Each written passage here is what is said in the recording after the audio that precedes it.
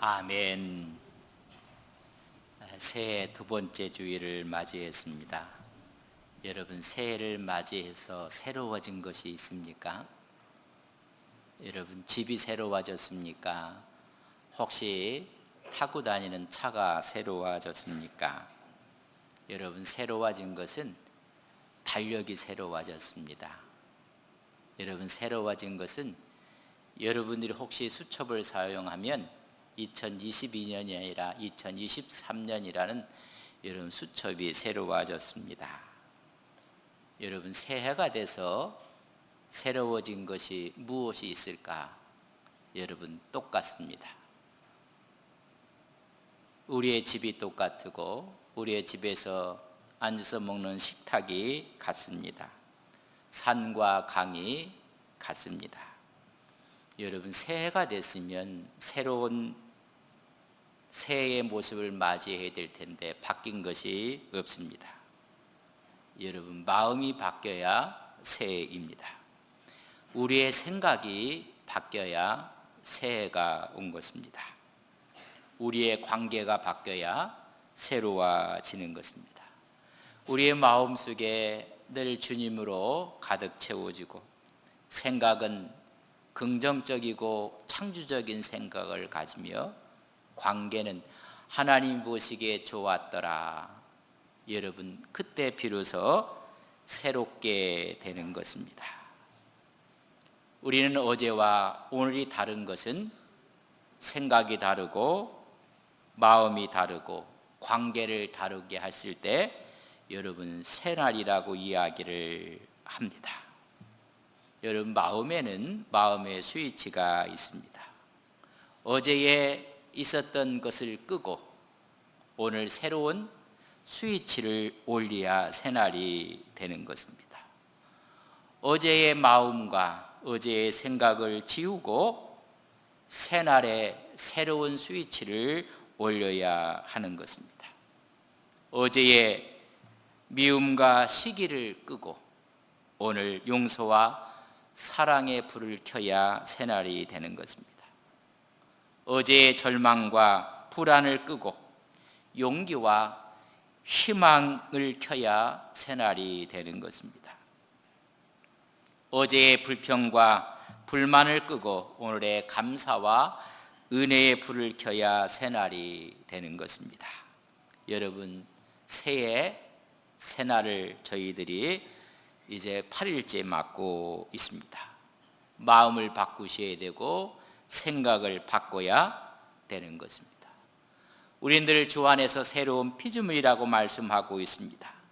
고린도 후서 5장 17절에 보면 그런즉 누구든지 그리스도 안에 있으면 새로운 피조물이라 이전 것이 지나갔으니 보라 새 것이 되었다고 말씀해 주고 있습니다. 주 안에서 어제의 일을 여러분 꺼야 됩니다. 이제 새로운 마음으로 한 날을 열어야 하는 것입니다. 지난해의 일을 우리는 지워야 새 날을 시작할 수가 있습니다. 지난해에 했던 모든 것들을 본받지 않고 새롭게 마음을 가져야 되는 것입니다.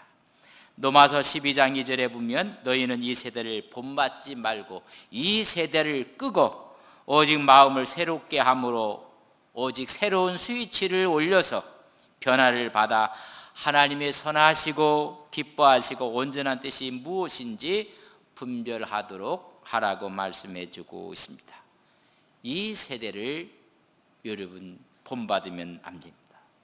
오히려 그 스위치를 끄고 새롭게 하나님 앞에서 우리의 마음을 켜야 하는 것입니다. 우리의 예배는 새롭게 하여 드리는 예배, 늘 영적 예배가 되어야 합니다. 여러분, 영적 예배는 복 있는 사람이 드리는 예배입니다. 복 있는 사람이 하나님께 응답하는 예배가 영적인 예배입니다. 우리 총회가 복음의 사람 예배자로 살게 하소서 주제를 정했습니다. 이 주제의 말씀은 로마서 12장 1절에 있는 말씀입니다. 그러므로 형제들아, 내가 하나님의 모든 자비하심으로 너희를 권하노니 너희 몸을 하나님이 기뻐하시는 거룩한 산 제물로 드리라. 이는 너희가 드릴 영적 예배니라 말씀해 주고 있습니다. 우리의 몸을 하나님께 제물로 드리라는 것입니다. 여러분, 진정한 예배자는 예배자로 살아가는 것입니다.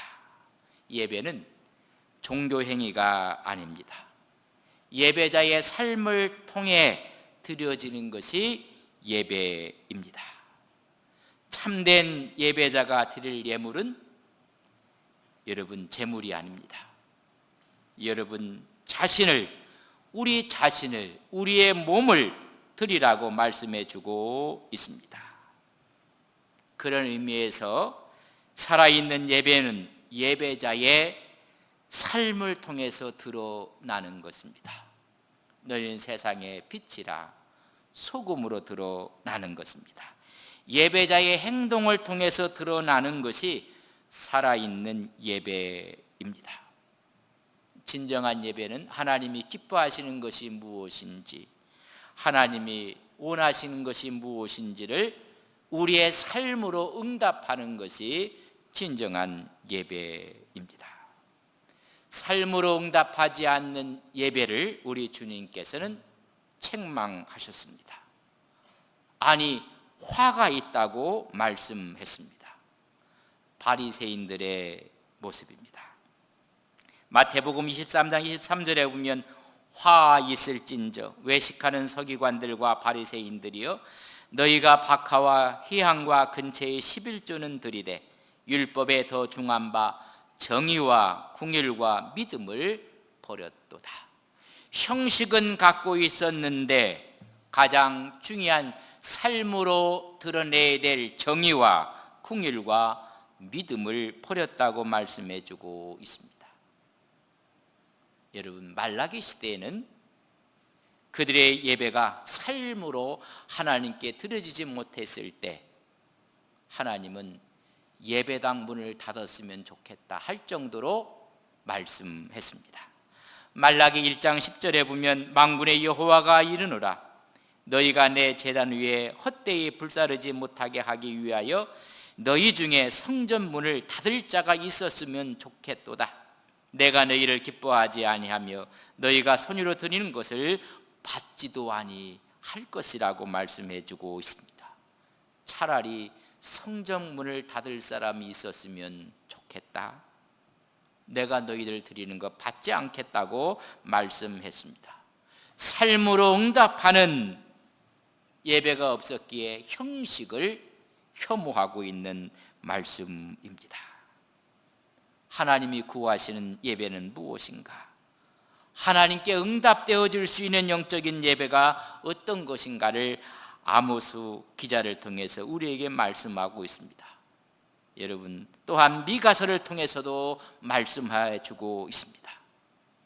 특별히 미가서 6장 8절에 보면 사람아, 주께서 사는 것이 무엇임을 내게 보이셨나니 여호와께서 내게 구하시는 것은 오직 정의를 행하며 인자를 사랑하며 겸손하게 내 하나님과 함께 행하는 것이 아니냐.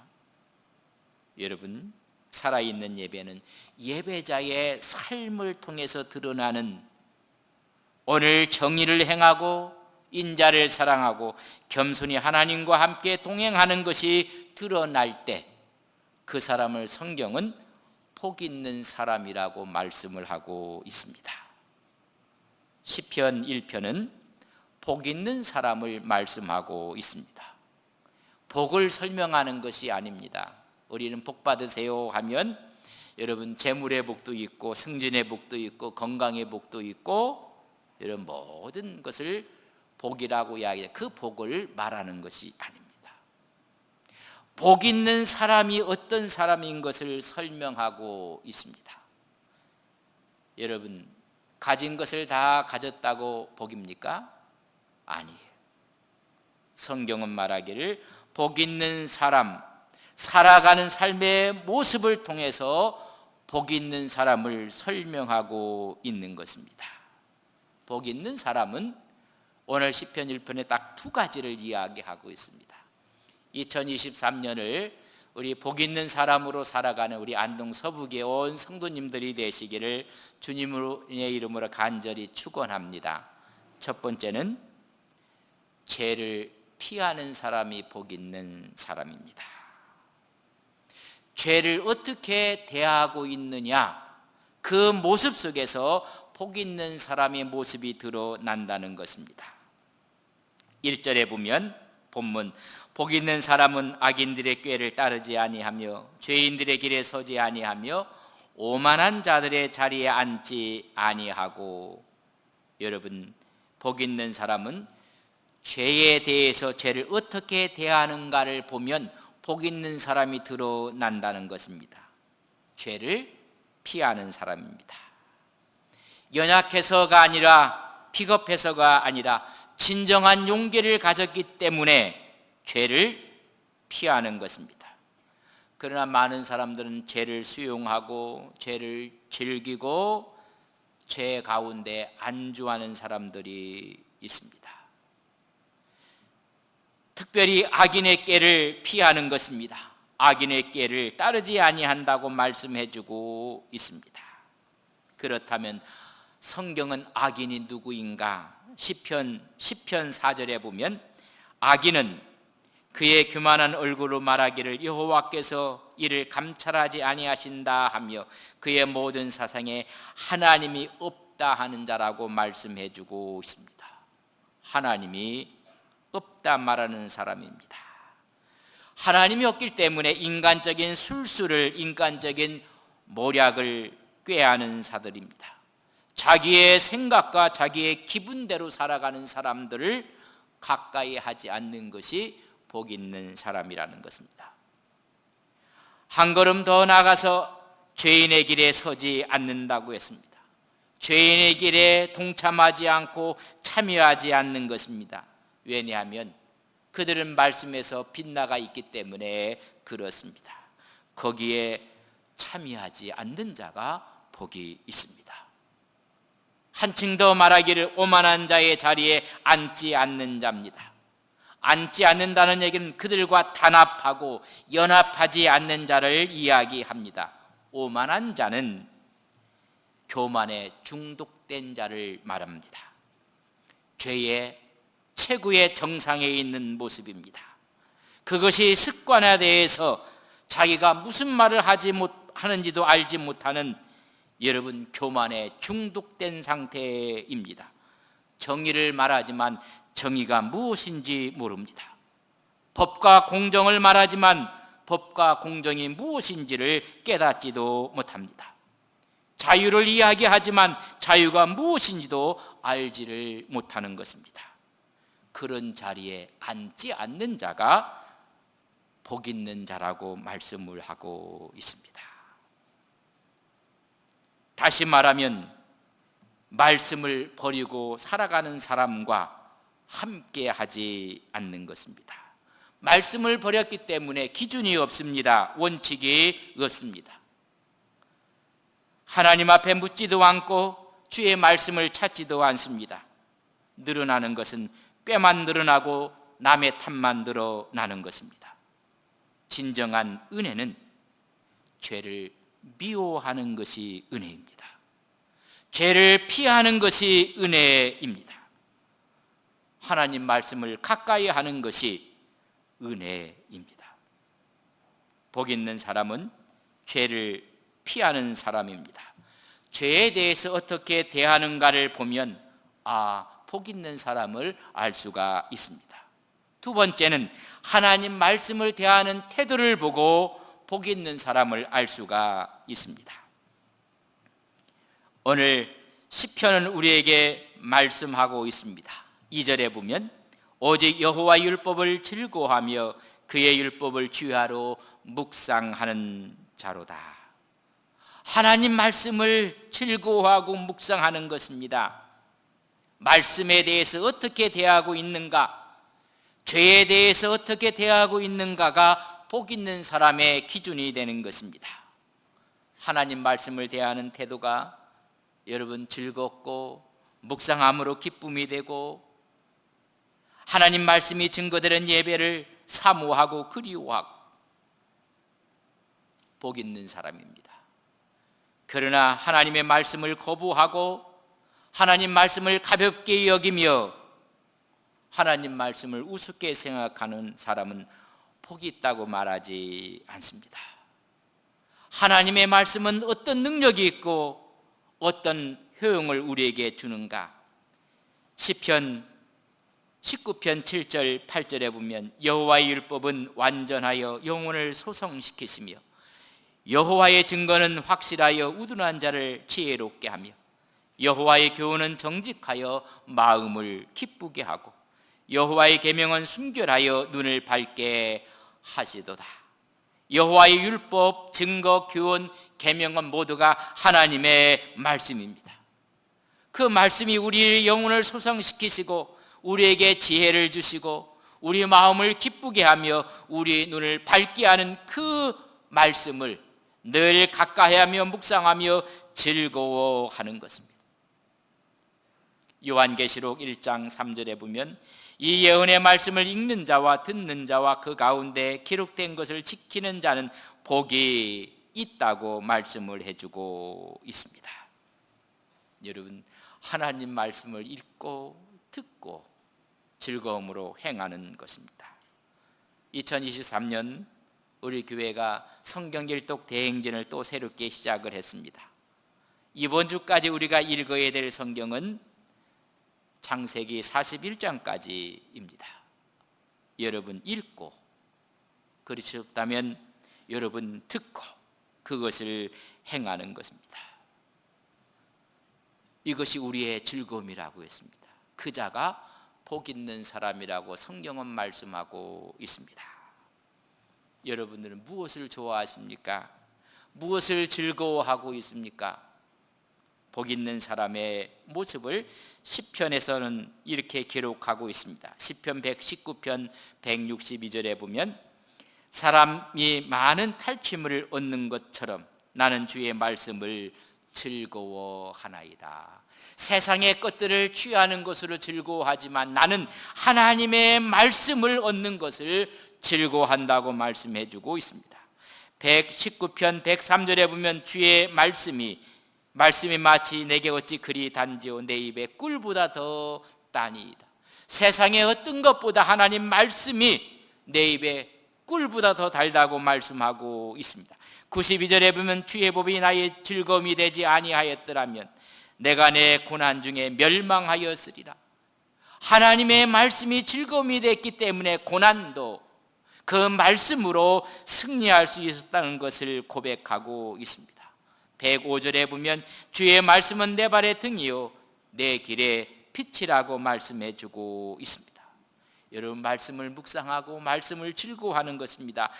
말씀이 성도를 지켜내는 것입니다. 우리가 말씀을 지키는 것이 아닙니다. 여러분, 하나님의 말씀이 우리의 신앙을 지키고 우리의 삶을 지키시는 것입니다. 나비학교에서 공부했던 한 분의 고백은 이런 고백을 들었습니다. 유대인이 안식일을 지킨 것이 아니라 안식일이 유대인을 지켰다는 것입니다. 여러분이 주일을 지키는 것이 아니라 주일이 여러분의 신앙을 지켜내는 것입니다. 말씀이 우리를 지킨다는 것입니다.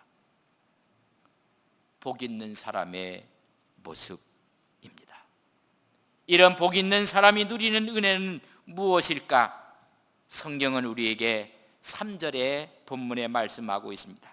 그는 시냇가에 심은 나무가 철을 따라 열매를 맺으며 그 잎사귀가 마르지 아니함 같으니 그가 하는 모든 일이 다 형통하리로다. 그는 시냇가에 심은 나무가 철을 따라 열매를 맺게 된다는 것입니다. 나무에게 가장 필요한 것은 물 공급입니다. 풍성하게 물이 공급된다는 것입니다. 더위와 가뭄에도 걱정이 없습니다. 환경을 초월하여 축복의 열매가 맺혀진다는 것입니다. 또한 그 잎사귀가 마르지 아니할 것이라고 말씀했습니다. 사시사철 푸릅니다. 하나님의 은혜가 늘 함께 하는 것입니다. 오래된 일이지만 선교사님과 함께 이스라엘에서 갈릴리에서 저 밑에 사해까지 차를 타고 내려간 적이 있습니다. 여러분, 차를 타고 내려간 우측에는 이스라엘의 땅입니다. 내려가면서 포도 농장이 얼마나 많은지, 포도가 얼마나 탐스럽게 열렸는지 그 보기가 너무 좋았습니다. 한참 가다 봤더니 포도나무가 다 어그러지고 말라 여러분 황무지처럼 보였습니다. 아니, 똑같은 포도 농원인데 왜 저기는 저렇게 되느냐고 선교사에게 물었습니다. 그랬더니 하는 말이 물줄기를 끊어서 그렇습니다. 여러분, 자연적으로 재배하는 것이 아니라 여러분 갈릴리 호수의 물을 여러분 수도꼭지로 다 전달해서 그렇습니다. 인생은 황량하게 말라갈 수가 있습니다. 그러나 복 있는 사람은 그 잎사귀가 마르지 않고 사시사철 청청한 주님의 은혜가 있은 것을 말씀하고 있습니다. 그뿐입니까? 그가 하는 모든 일이 다 형통하리로다. 여기서 이 형통은 다는 반드시 형통한다는 것입니다. 여러분, 다윗이 사울의 칼날을 피해 이리저리 도망다니고 있었을 때 광야에 어려움이 심했습니다. 그러나 반드시 마지막에 형통하여 그는 왕이 됩니다. 요셉은 어려움과 환난과 시기와 모함을 받았지만은 반드시 형통하게 되어 우리에게 성경은 증언하고 있습니다. 복 있는 사람은 반드시 형통한다고 성경은 보장하고 있습니다. 여러분, 그뿐입니까? 6절에 보면 무릇 의인들의 길은 여호와께서 인정하시나 악인들의 길은 망하리로다. 하나님께서 인정하시고 하나님께서 칭찬하신다고 말씀하고 있습니다. 우리의 삶에 드러날 때 거기에 관심과 애정을 가질 뿐만 아니라 우리를 지켜주시고 보호하시고 인도하여 주셔서 우리를 하나님께서 칭찬과 하나님의 은혜의 축복을 허락해 주신다는 것입니다. 여러분, 가장 큰 축복이 무엇인지 아십니까? 하나님이 인정하는 것입니다. 하나님의 칭찬을 받는 것입니다. 여러분 자녀들에게 여러분 이렇게 이야기를 해보십시오. 나는 너를 믿는다.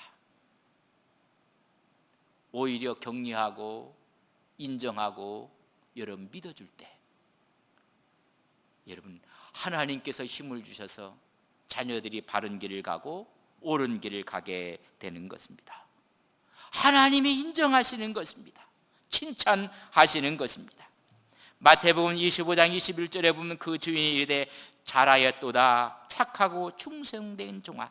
하나님께서 인정을 받고 칭찬을 받고 내가 적은 일에 충성하였음에 내가 많은 것을 내게 맡기리니 내 주인의 즐거움에 참여할지어다.